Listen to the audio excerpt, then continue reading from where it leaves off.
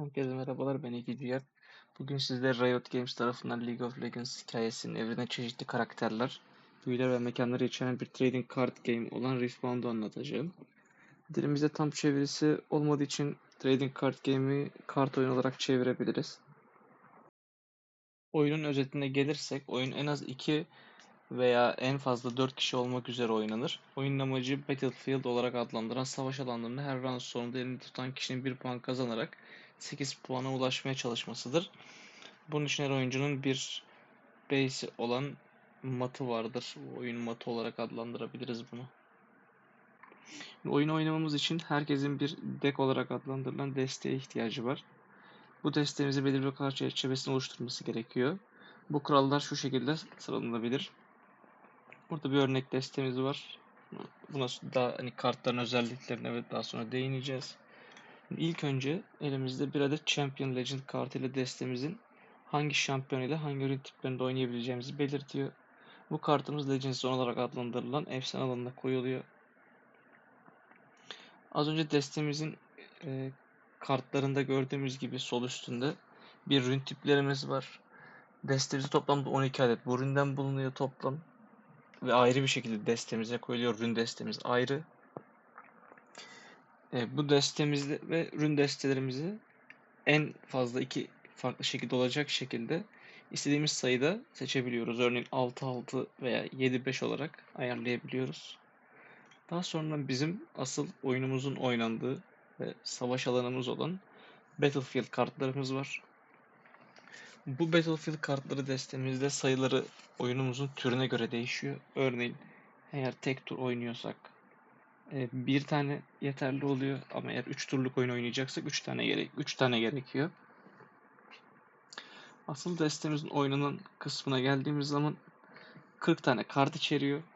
40 kartın bir tanesi kesinlikle bizim ilk gösterdiğim kart olan Legend'ın aynı ismine sahip olan Champion Unit yani şampiyon birimin olması gerekiyor. Bu da örneğin az önce Ahri, Master Yi ve Jinx vardı ve bunların bir karşılık olan Champion Unit'leri var. Bunlar da onların örnekleri. Geri kalan 39 kart ise bizim kendi oluşturduğumuz deste olmak zorunda. Şimdi kartlarımızı tanımaya geçelim. Champion Legend kartımız bizim ana kartımızdır.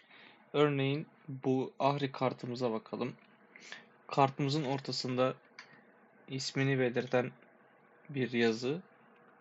Onun üstünde kartın tipi, altında kartın özelliği ve sol üstte bize rünlerini, kartımızın destesinin rün tipini belirten bir yer vardır.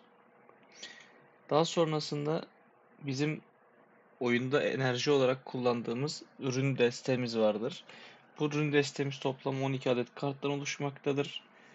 Ve bizim az önce gösterdiğimiz karttaki ürün tiplerine göre kartlarımızı destemize koyuyoruz ve maksimum 12 olacak şekilde istediğimiz şekilde ayarlayabiliyoruz. Örneğin 6-6 eşit veya 7-5 şeklinde bölüştürebiliyoruz. Sonra unit kartlarımız yani birim kartlarımız var. Az önce de söylediğim gibi bunlardan 3 çeşittir bunlar ve bunlardan biri Champion Unit'tir. Bir diğeri normal unitlerdir. Ve diğerleri Recruit olarak geçer. Bu tipler oyunda kişisel özellikleri dışında oynanıştan bir farklılık yoktur. Örneğin daha önceden incelediğimiz Ahri Champion Legend'ına bağlı olan Champion Unit'i inceleyelim. Kartların kendi dizilişlerinde bir farklılık yok içeriğinde. Yine aynı şekilde ortada ismi, üstünde tipi ve hemen isminin altında kart özelliği ve ilk defa gördüğünüz gibi sağ üstte kartın savaş gücü yani might'e bulunur. Bu might bizim savaşta veya savaş alanında ki kartın o anki gücünü belirtir. Sol üstte sayı olarak enerjisi yani bir kartı oynamak için gerekli olan ürün sayımız ve hemen altında da bir ürün tipi yer alır. Bu her kartta olmak zorunda değildir ama olan kartlar vardır.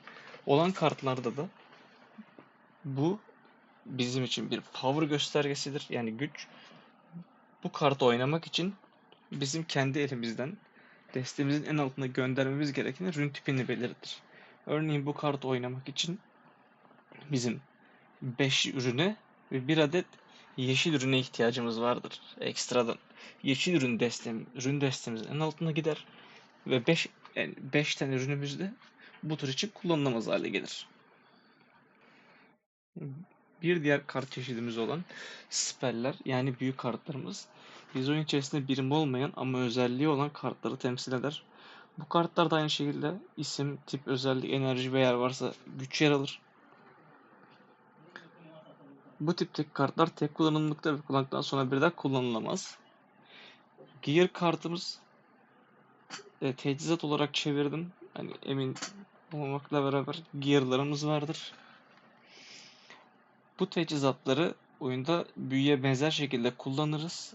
Ama kullandıktan sonra tekrar kullanılmaz hale gelmezler.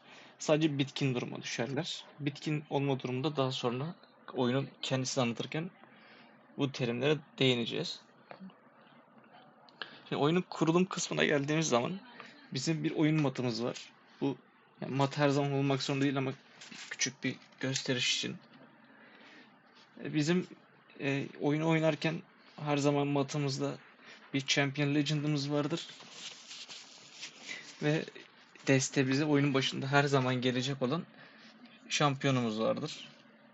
Onun dışında 12 adet ürün destemiz ve 39 adet kart olan ana destemiz vardır. Oynadığımız kartlar önce base dediğimiz üssümüze gider ve daha sonradan buradaki kartları savaş alanlarına oynarız. Şimdi oyunun kendi oynanışını daha sonra başka bir videoda anlatacağım. Şu anda çok uzun olacağı için oyunun kendi oynanışı ve daha kartların özellikleri hakkında bilgimiz olmadığı için bazı kartların farklı özellikleri var. O terimlere değinip daha sonra oyunu anlatmaya geçeceğiz. Daha sonra da bunlar testi olarak satılabileceği için ilk çıkacak ürünlere bakalım. Oyunumuz bu sonbaharda fiziksel olarak İngilizce olarak piyasaya sürülmesi bekleniyor. Türkiye'ye gelişleri ne zaman olur tahmini bir fikrim yok şu anda ama yüksek ihtimalle hani Ekim, Kasım gibi belki gelirler. Gelmesi 2026 gibi duruyor. İlk çıkışımızda belirli hazırlı destelerimiz var. Öncelikle bunlar Victor, Jinx ve Lee Sin başlangıç desteleri. Daha sonra Proving Grounds adında içerisinde 4 adet oyun modu ve Garen, Lux, Enim ve Master Yi'nin olduğu hazır desteler az öncekiler gibi. Ayrıca booster pack'lerimiz olacak. Bu booster pack'ler içerisinde 14 tane kart var. Ve bunlar böyle ilk satış olarak böyle çıktılar. Daha sonra şu anda nasıl oynayabilirim kısmı. Şu anda tek oynayabileceğimiz yer Tabletop Simulator. Yani Steam üzerindeki Tabletop Simulator'da bir oyun modu var. Bu oyun modunu indirip bunun üzerinde oynayabiliyoruz. Ayrıca kartları ve deste simülasyonları yapmak için de Piltover Archive adındaki siteyi kullanabiliriz. Ayrıca tüm kartlar Rift Band'ın kendisine yer alıyor.